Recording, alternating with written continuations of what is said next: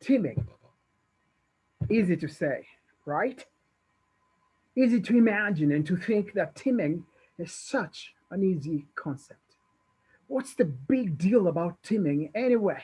Just bring a couple people together and form a team, right?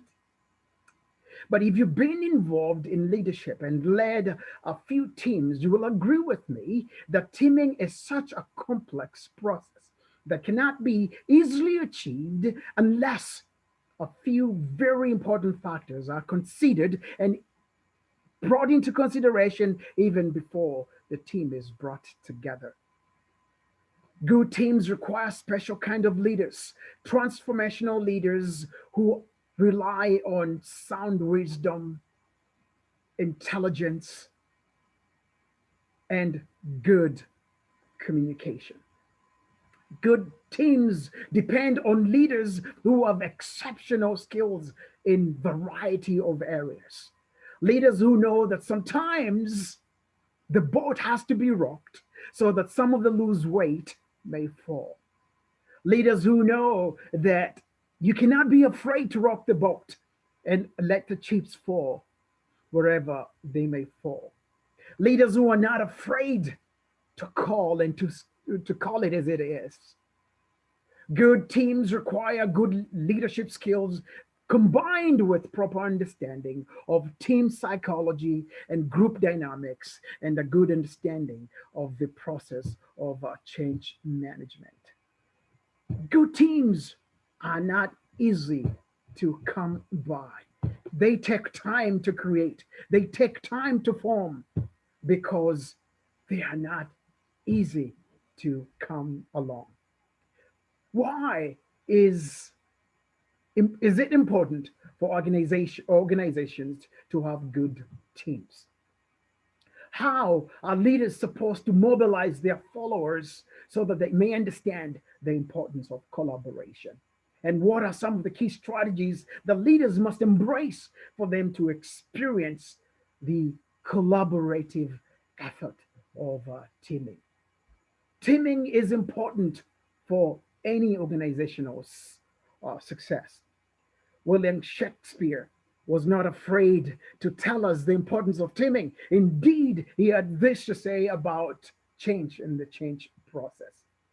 There is a tide in the affairs of men, which, taken at the flood, lead on to fortune. Omitted all the voyage of your life, is bound in shallows and in miseries. And we must check the current when it serves or lose our ventures. End of quote.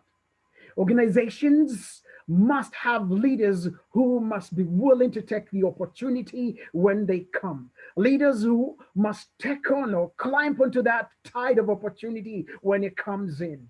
Elders and leaders who must rise and meet the challenge and lead together with others to achieve success. We must take the opportunity and take the risk if we're going to experience change. We can't afford to miss the boat. Shane and Shane in organizational culture talk about the importance of having the right strategy and the right culture in order to be able to start making progress in team dynamics.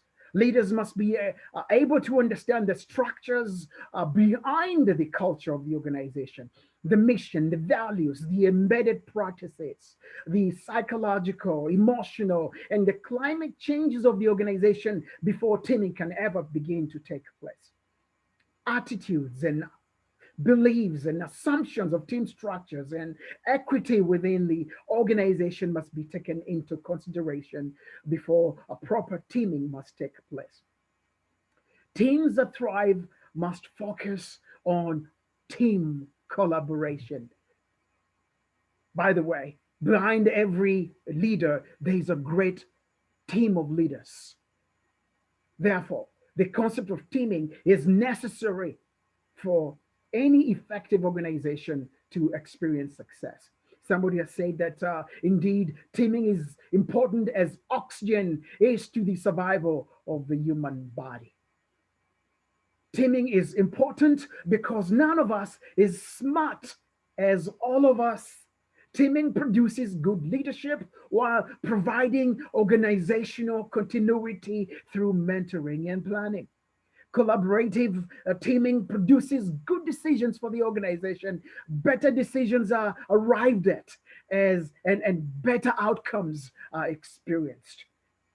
In teaming, we experience or create a synergy where the sum is greater than the individual parts. When best ideas win in a team, the whole organization wins. Therefore, good leaders must surround themselves with leaders who are effective and committed to teaming. Leaders must be able to invest in their mentees and become more stronger and healthier and even more effective in the organization. It takes a team to lead. For everything rises and falls based on the leadership. And a plurality of leaders, therefore, who are united under a common cause is stronger than a lone ranger or a solo flyer. Collaboration, therefore, is effective and is key to successful teaming, to successful organizational change. Collaboration produces better decisions, and better decisions lead to better outcomes. Collaborative teaming produces synergy where the sum is greater than the individual person. When the best ideas win, the whole team wins together.